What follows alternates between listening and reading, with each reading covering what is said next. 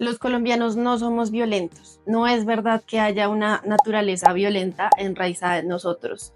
O sea, llevamos más de 40 años buscando la paz. Hola historietos, yo soy Mafe Ricaurte, soy historiadora y hoy vamos a hacer un video un poquito diferente. Yo sé que a veces la historia se vuelve un poquito cansona porque pareciera que todo es guerra y destrucción. Pero no historietos. También hay que hablar de reconciliaciones, de cómo los seres humanos hemos hecho para mejorar el mundo. Y por eso el video de hoy está dedicado a la paz. Si quieres más videos como este, no olvides suscribirte y darle like.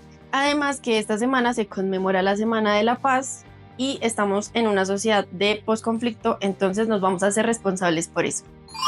Como les dije al inicio del video, los colombianos llevamos buscando la paz más de 40 años. Llevamos más tiempo buscando la paz que lo que duró la Primera y la Segunda Guerra Mundial juntas y con su respectivo periodo entre guerras. Más que lo que duró el franquismo, o lo que duró el Frente Nacional, o lo que ha durado el chavismo.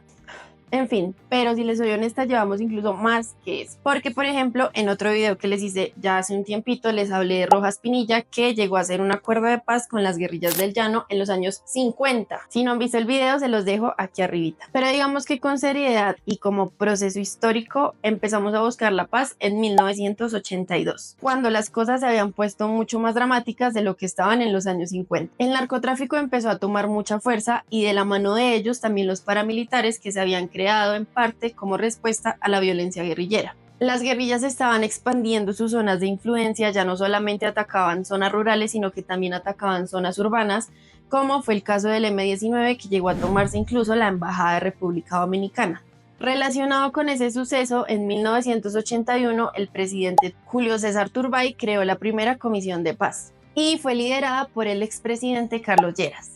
Pero adivinen qué, ninguna de las partes estaba en disposición de negociar genuinamente porque tanto unos como los otros creían que podían derrotar militarmente a ya sea al gobierno o a la guerrilla. A pesar de eso, la comisión se mantuvo para el gobierno de Belisario Betancur. Betancur pensaba en una solución pacífica al enfrentamiento entre el Estado y las guerrillas. Pero la comisión de Betancur fue más chévere porque él incluyó personas de todos los sectores sociales y se armó una mesa de diálogo con representantes de las FARC, del EPL y del M-19.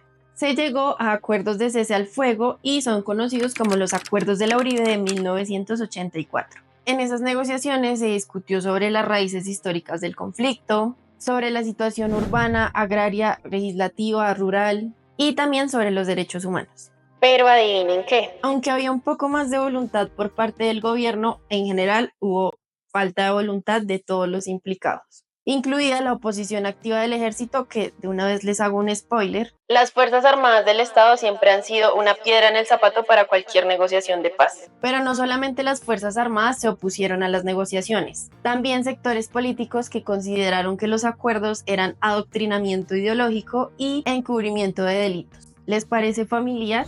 La palabra paz queda herida con la aceptación de que los responsables de delitos de lesa humanidad como secuestro, carros bomba, reclutamiento de niños y violación de niñas no vayan un solo día a la cárcel y puedan ser elegidos a posiciones públicas. En 1985, el M-19 y el EPL decidieron retirarse de las negociaciones, argumentando que el gobierno no había cumplido lo que había prometido. Pero de esa época quedó el brazo político de las FARC, la Unión Patriótica, que casi fue exterminada. El narcotráfico estaba tomando cada vez más fuerza e incluso llegaron a asesinar al ministro de Justicia, Rodrigo Lara Bonilla. Pero definitivamente los diálogos se cerraron con la toma y retoma del Palacio de Justicia en 1985. Y aunque todo parecía perdido, el siguiente presidente, Virgilio Barco, logró desarmar al M-19 y ellos crearon un partido político llamado Alianza Democrática M-19. De esa forma continuaron con su lucha revolucionaria, pero ya desde la política. Paralelamente, Barco le estaba haciendo frente al tema del narcotráfico, que se estaba empezando a escalar con el asesinato del candidato Luis Carlos Galán y con el atentado al vuelo 203 de Avianca. Todo el ambiente era súper dramático. Para las elecciones de 1990, 3 candidatos fueron asesinados: Luis Carlos Galán, del Nuevo Liberalismo, Carlos Pizarro, de Alianza Democrática, y Bernardo Jaramillo, de la UP. A pesar de esa violencia, el proceso con el M-19 tiene algo bastante bueno, y es que demostró que una reinserción organizada es clave y es bastante esperanzadora para el país. El mejor ejemplo es Gustavo Petro, que antes era militante del M-19 y ahora es el presidente del país. Y es que ese es el verdadero desafío, y tuvo que asumirlo César Gaviria. Bajo su gobierno tuvo que integrar al M-19 a la vida política nacional, y paralelamente seguir luchando contra los asesinatos y secuestros de los grupos armados ilegales y del narcotráfico. Tuvo una negociación con el EPL, con los cuales logró una desmovilización parcial en 1991. Y también sucedieron los diálogos de Caracas y Tlaxcala. Pero adivinen qué. Se rompieron en 1993 por falta de voluntad de las partes. Después de eso hubo ¿cómo llamarlo? Un momento raro de la política colombiana. Pues bueno, pensándolo bien, no tan raro. El proceso 8000, con el cual se investigó al presidente Ernesto Samper por recibir dineros del narcotráfico para su campaña. Eso fue tremendo problema que, si quieren y les interesa el tema, les puedo hacer un video explicando qué fue lo que pasó. Déjenmelo aquí abajo en los comentarios. El punto es que Samper estuvo más enfocado en hacerle frente a las críticas y a las acusaciones que en gobernar, y por lo tanto en sacar algunos diálogos con algún grupo adelante. Pero ese solamente fue un descansito. Desde que Pastrana era candidato, se reunió con el jefe en ese momento de las FARC, Manuel Marulanda, y ya como presidente formó el Caguán, una zona de 42.000 kilómetros cuadrados, o sea, un poquito más grande que Suiza, que estaba desmilitarizada, y ahí instaló la mesa de negociación. Pero las FARC en ese momento tuvieron una actitud muy diferente a la que tuvieron en La Habana. En ese momento el grupo utilizó los diálogos para fortalecerse militarmente, algo que paradójicamente después sería su talón de Aquiles. Pero es que tenían tan poco compromiso con el proceso que su líder, Manuel Marulanda, tuvo el descaro de dejar plantado a Andrés Pastrana en la mesa de negociación. A ese hecho se le conoce como la silla vacía. A pesar de eso, el gobierno logró firmar el Acuerdo de Caquetania, en el que se hablaron de muchas cosas: política agraria integral, una nueva estructura económica y social para el país, reformas a la justicia, al Estado, a las fuerzas militares, la lucha contra la corrupción y el narcotráfico, etc. Pero adivinen qué. Las negociaciones se cayeron en 2002 porque el gobierno decía que la violencia de las guerrillas continuó. Cierto. Y las guerrillas decían que el gobierno seguía presente en la zona del Caguán. También cierto. El cierre de los diálogos fue apoyado por el gobierno Bush, por la OEA, por la Unión Europea, pero hubo un recrudecimiento de la violencia en todo el territorio nacional. Incluso hay personas que consideran que ese momento fue una etapa básicamente perdida, porque de verdad nada mejoró, ni con las guerrillas, ni con los paramilitares, ni con los narcos.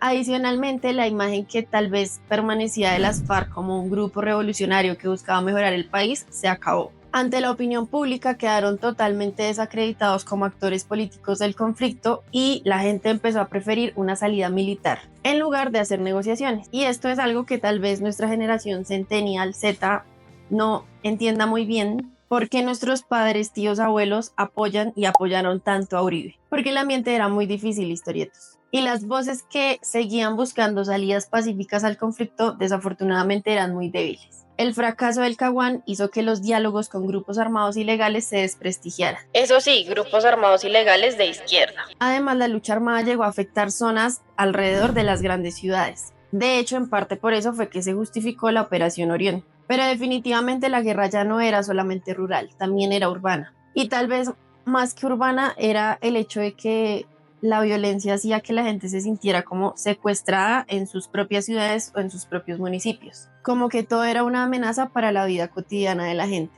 Algo tan simple como poder viajar por carretera en paz no se podía. Y en ese panorama tan difícil, tétrico y pesimista llegó Álvaro Uribe, una persona que desde el inicio dejó de hablar de conflicto armado interno para empezar a hablar de terrorismo. Un concepto que de hecho estaba muy a la moda por lo que había pasado con las Torres Gemelas en Estados Unidos. La gente decidió apoyar a Uribe, que había sido un crítico de las negociaciones de paz anteriores. Pero antes les había dicho que las negociaciones de paz fueron desacreditadas. Pero no todas las negociaciones, porque Uribe hizo acuerdos con las AUC de las autodefensas en 2006. Se logró la desmovilización de ese grupo por medio de la Ley de Justicia y Paz. Esas negociaciones fueron muy turbias, y a diferencia de los acuerdos de La Habana, en donde se busca mucho la paz y hay instituciones encargadas de buscar la verdad, la forma en la que el gobierno Uribe en ese momento manejó todo ese tema fue muy criticado. El proceso impidió conocer las versiones de los paramilitares, y eso hizo que las víctimas no tuvieran ni verdad ni reparación. Además, se ha demostrado que algunos desmovilizados se reagruparon después en otros grupos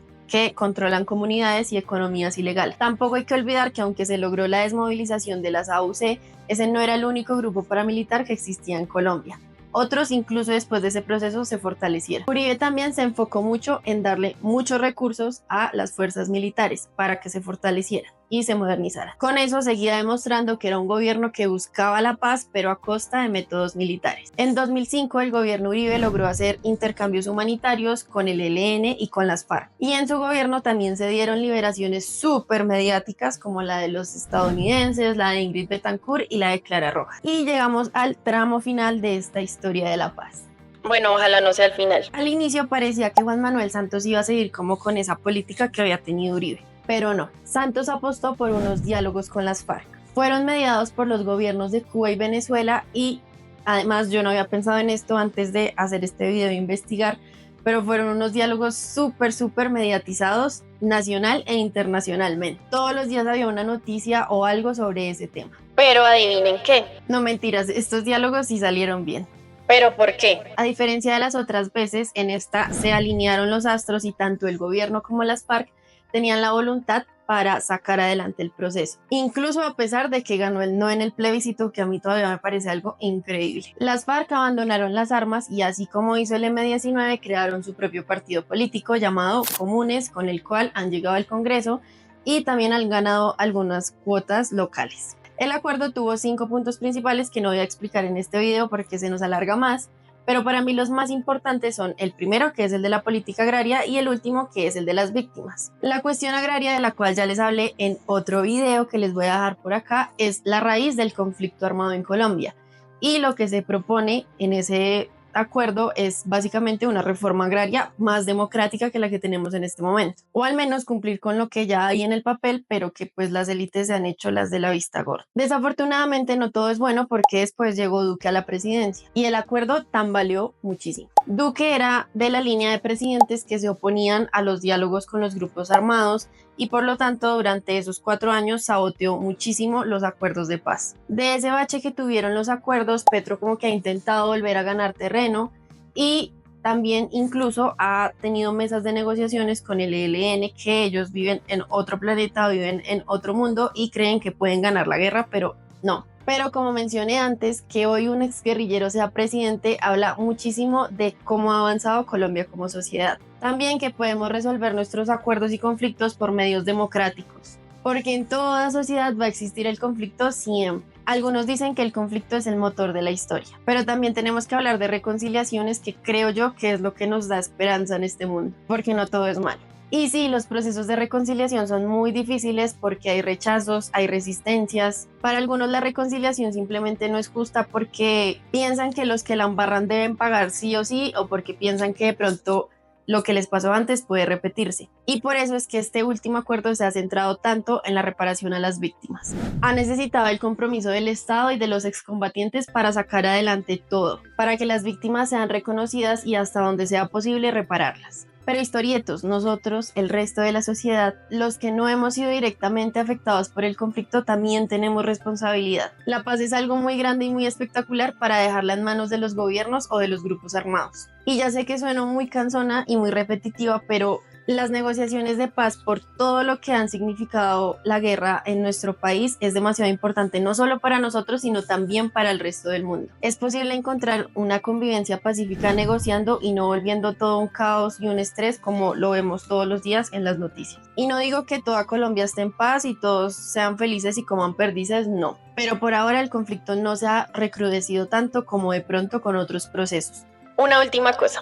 En este video hablé de acuerdos que se hicieron a nivel nacional entre el gobierno y las cúpulas de los grupos armados, pero también hubo acuerdos entre comunidades y combatientes en la Colombia profunda. Y bueno, eso fue todo por hoy, espero que les haya gustado muchísimo el video. Cuéntenme en los comentarios ustedes cómo harían unos acuerdos de paz, con qué grupos, en dónde los harían, si incluirían a la comunidad internacional, a los medios, qué acordarían, etcétera. Suscríbanse al canal para ver más contenido como este, denle like, compartan este video con sus amigos, con su familia, con alguien con quien quieran reconciliarse y la verdad es que me ayudan un montón si ponen a circular esto. Sigan a Los Historietos en redes sociales, en Facebook, Instagram, Twitter y TikTok como Los Historietos. Un abrazo y nos vemos en el próximo video. ¡Chao!